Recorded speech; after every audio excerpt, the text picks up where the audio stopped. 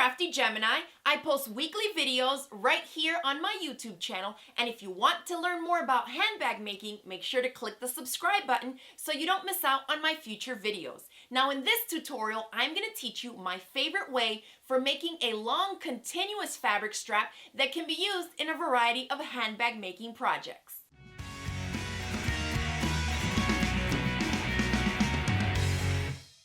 So here is the fabric strap that we're going to be learning how to make continuously, just like you see here. And if you've never made a handbag, you may be wondering, why in the world would something like this be necessary? Well, if you're making a wristlet or a crossbody bag or even a backpack, at least I know I do, I want to have the straps match the fabrics that I use to create the entire project, right? So I'm going to show you how to make this strap, which can be used for a variety of purposes. So for a wristlet pouch, for example, here is the wristlet handle part, and it was made just from a cut chunk from that long continuous strip that I made in the first place, okay? For a backpack, here's my Allie mini backpack, and I made one long continuous strip and then used it for all the different parts that require a 1-inch strap here. In this case, the hanging loop, the 2 straps, the connectors, and the extra that you need because these straps are also adjustable, okay? So that's just a couple of the different ways that you may want to use your continuous fabric strap. Now, a more inexpensive option on the market is the regular old webbing that you often see in store-bought backpacks. This stuff can be made out of cotton, polyester, polypropylene, even nylon, I've seen it, and they also come in a variety of different colors. But personally, I think my fabric one looks a lot cuter than this one. So let me show you how to make it. This is my Allie mini backpack. This is going to be one of the new projects in my 2017 Bag of the Month Club. This is named after my daughter. She's 5, and this fits her like a regular size backpack, but it's also ideal for wearing as an adult. I personally like to have my hands free if I'm going out with the kids, so this is a great one. You can see how wide it is here, so you can fit a ton of stuff in there. If you have purchased some foam stabilizer, which is what I like to use inside of my straps, you'll notice this is scraps. I keep all the leftover chunks that I use from other projects in a scrap bin, but none of these measure the full 100 inches that I need in length. So I'm going to share with you some tips on how to make it so that it reaches the length that you need. Now, for those of you wondering about my Allie mini backpack, if you're interested in learning how to make this, this is a class that I offer as a part of my 2017 video-based Bag of the Month Club. So if you want to make this one, make sure you click the link in the description box below. You can also click on the lowercase letter I that you see on the top right-hand corner of the screen. All right, so let's go over the supplies we're going to need to make our continuous strapping here. Now, the way I'm going to teach you is a technique that I use to have my straps finished at 1 inch wide. And that's because I use 1 inch wide hardware in the different parts where I'm inserting the strap through. Okay, so that's what we're going to be working on. What you're going to need first is the fabric that you want to use. And I'm going to use this print from my collection. Aside from that, I like to use a foam stabilizer. If you've tried to make straps for your handbags with quilt batting before, you'll quickly find that after just a couple of uses, it starts to get all these creases in it, and it really does not hold its shape or the level of comfort that I prefer in a strap, whether it's crossbody or for shoulder straps like in this backpack, okay? So we have our fabric, we have our foam. I'm also going to show you how to sew these strips together to make one continuous length. And if you notice, this is first of all a technique that I've been using for years because I needed something easy and quick. Now, these are 1 inch wide straps. If you try to turn out like with a safety pin or with a tube turner 100+ inches of this, you're gonna go insane. I don't have time for that. It really drives me crazy. It's just way too much length. So the way that I'm going to show you cuts that out completely. So the key for this is going to be glue basting, which if you watch my videos, you know I love. I'm using the regular old Elmer's white glue. Make sure that it's the exact same thing that I'm holding in my hand here. So first, let's cut out some strips of our fabric. And for the 1 inch wide finished strapping, I'm going to cut my strips at 3 inches wide. So first, based on your pattern or the project that you're working on, you're going to want to decide or read the instructions to see how long of a continuous strapping you're going to need. So we're going to go with, say, 80 inches long. And 80 inches, I know that I can get it out of 2 width of the fabric cuts. And all that means is this fabric is on the bolt, okay? So I wanted to show you, when you take your quilting cotton fabric off of the bolt, it comes folded. So the selvages are at the top. If I open this up, that's the width of the fabric this entire way from selvage to selvage. And typically on quilting cottons, that will measure about 40 to 45 inches in length. Now, 2 of those is going to give me more than the 80 inches that I need. Does that make sense? Say at the minimum 40 plus 40, that's at least going to be the 80. So I'm going to trim off a little bit here so I get a nice clean edge. And then we're going to cut 2 3-inch wide strips. Then we cut off our selvages because we don't want these to show up in our finished project.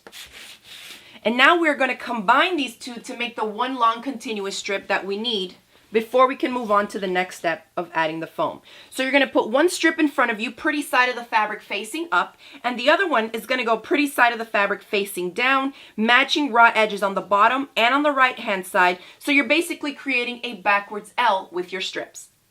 Then you can attach a pin just to hold those 2 strips in place, and we're going to draw a line from the top right hand corner to the bottom where both fabrics meet right at that point. So we'll head over to the sewing machine and we're going to stitch right on this line. After you sew down on the line, remove your pin, and then you can cut the excess fabric about 1/4 inch away from that stitch line. And we'll take it to the ironing board and press that seam open. Now that the fabric strip has been made, let's move this to the side and start working on cutting out our foam strips. Now with your foam, this is a great way to use up your scraps, and I'm going to show you it really doesn't matter how many individual pieces you have to put together. It's not going to affect the integrity of the overall finished strap. So for this is a little bit shorter. I'm going to cut some strips from this chunk that's here that's a little bit longer so I have less joins, just so that I can stitch them up faster. Now I'm going to start off by trimming some of this off so I have a nice clean straight edge with no cuts. So don't throw away your smaller pieces of foam because this is a great way to use them. And then I'm going to cut out my strips, okay? I like to cut them out at 7/8 of an inch wide, which is literally one little hair or tick mark under the full 1 inch mark measurement. So let me show you on the ruler how that looks. So from here to here is 1 inch. And if you look, the 1 inch is broken up into little tiny bits of 1/8. So if you count these smaller little tick marks, there's 1, 2, 3, 4, 5, 6, 7, 8. 8/8 is 8/8 in a fraction, which we all know is 1. So that equals the 1 inch increment. 1/8, 2/8, 3/8, 4/8. You can imagine if I want you to cut the strips at 7/8, 7/8 is just going to be 1 over from the 8/8 or the 1 inch increment. So you want to line up the edge of the foam on that little mark right there. So lining up that 7/8 inch mark on the edge that I just cut so I know it's nice and straight, you're just going to continue to cut a bunch of strips.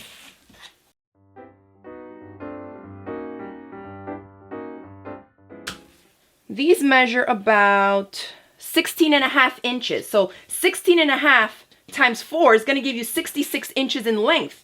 And we're almost to the 80 that we need. So what I'm going to do, instead of jumping into my bigger scrap piece, this here I can see is not wide enough. So we're just going to cut some strips this way, and probably with 2 or 3 of these, I'll end up with the at least 80 inches that I need. Now let's grab all these foam strips and head over to a sewing machine that has the capability of zigzag stitching. Now, you want to be able to, whether it's a mechanical machine or a computerized one like mine, to choose just the basic zigzag stitch will be fine, but you want it so that the zig and the zag are pretty wide. You don't want a really tight, small zigzag. You want it to be a little bit wider. So I've selected my zigzag stitch, and I'm going to crank it up so that the width is about a 5, a 6.0, or even a 7.0 if your machine can go that wide, 7 millimeters that is, okay? So I cranked mine to the highest setting, 7 millimeters. Then you're going to take 1 and 1 strip and you're going to butt them together just so that they touch. You're not overlapping them, okay? We're simply butting them up. I'm holding it so that it's going to start stitching, and the idea is that in the join of where both of these strips are touching, we want the machine to zig on one side and zag on the other. And that is going to make zigzags going right across so that that center join is in the middle, and the zigzag stitches are going to hold both of them together without any additional bulk, like something that you would get like this from putting one on top of the other. So simply butt them together. Make sure that they're touching so you don't have a gap in between. Okay? And I'm just going to zigzag back and forth. And I typically will go and back stitch. Just make sure that you're holding them together. I'll go one time forward and one time back. So just continue to do that till you put all your strips together. Now, the key thing on where to hold this is that that center join is going down the center of the presser foot. Because when the machine stitches, the zigzag is nice and centered. You want to have the join going right down the middle.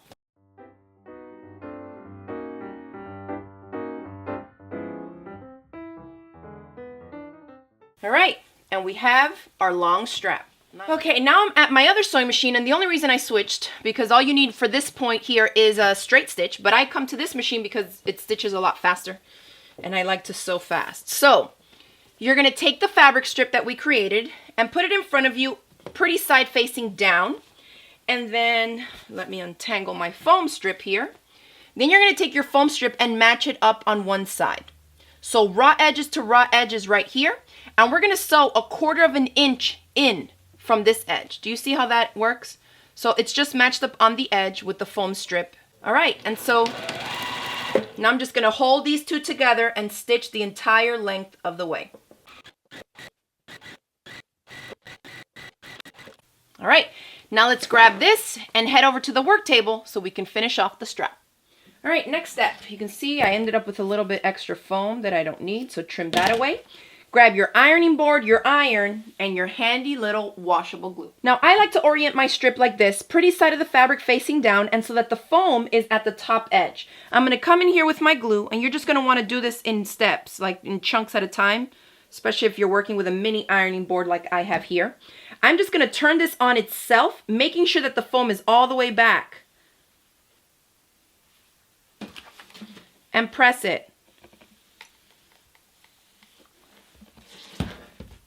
Okay, hit it from the back if you need to set that glue. And I'm just going to take it in chunks like this. So I'll slide this down.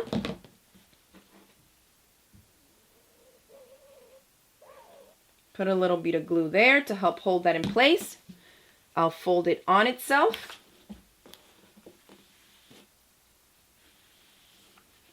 Press. And this is just how I do it because the glue is on the back side. But I have better control from the front. So just give it a press real quickly on both sides.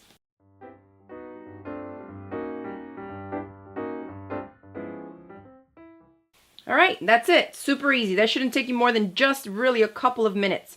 Now, I am going to finish it off by, first of all, bringing in this edge. It needs to come in to where the fabric edge is. What this is going to allow us to do is to conceal this raw edge, because if you bring it over like that, you don't want to have that fraying edge there. So I have just enough left over here to fold it in, okay, and then fold it up. So that should end up right about in the center of your strip with no raw edges exposed. You see how that works? So at this point, you can just press it in place by folding it up just to where it meets the edge of the fabric and the foam. You can also glue base that part, but you can see that it's just fabric by itself, so it doesn't fight back on you when you try to press it. So I just quickly go press this edge in, and it's just enough to just conceal that raw edge. You can see, I mean, this takes seconds to do, even on a long strip like this.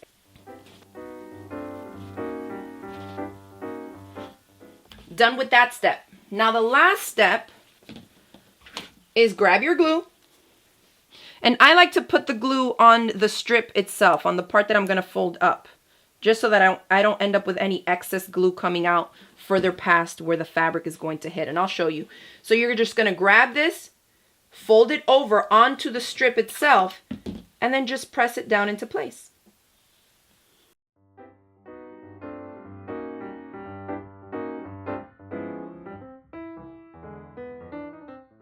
All right, and here you can see we have 80-something inches of one continuous strap, super quick and easy. And now, just as it is, I can head over to the sewing machine.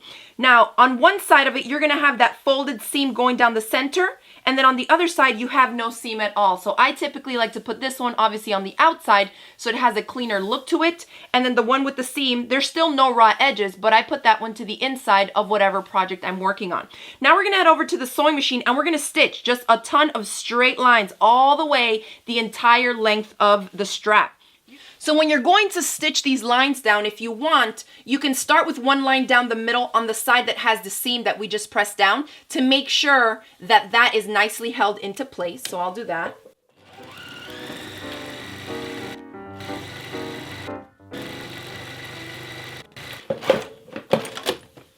Okay, and now you can go back and stitch on either side of it from whatever side you want. Just once you make sure that that one is held in place, you can go back and add however many more additional stitching lines you prefer.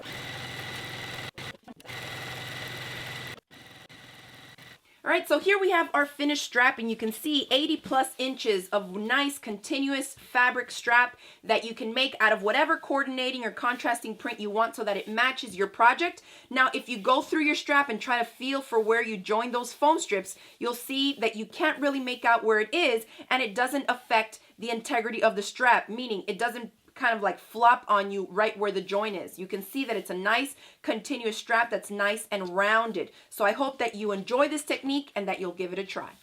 All right, and that is it for the tutorial on how to make one continuous fabric strap for your handbag projects. And notice that I used some scrap pieces of foam, so don't throw those little bits away. You can definitely put them together to make a ton of strapping for your different handbag projects. Now, if you're interested in learning more about how you can learn how to make my Allie mini backpack, remember there's always a link in the description box below for you to click on. That will send you over to the page on my website with more information on how you can join my latest Video Bag of the Month Club. Thanks again for watching this video. Make sure to hit it with the thumbs up below if you enjoyed it. Feel free to share it across the different social media sites with your crafty friends. And thanks again for watching. I will see you in the next video.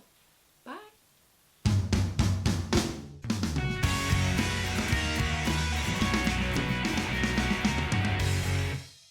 I post weekly videos, really. And if you're into handbag making that can be used in a variety of your sewing projects. No, handbag sewing projects.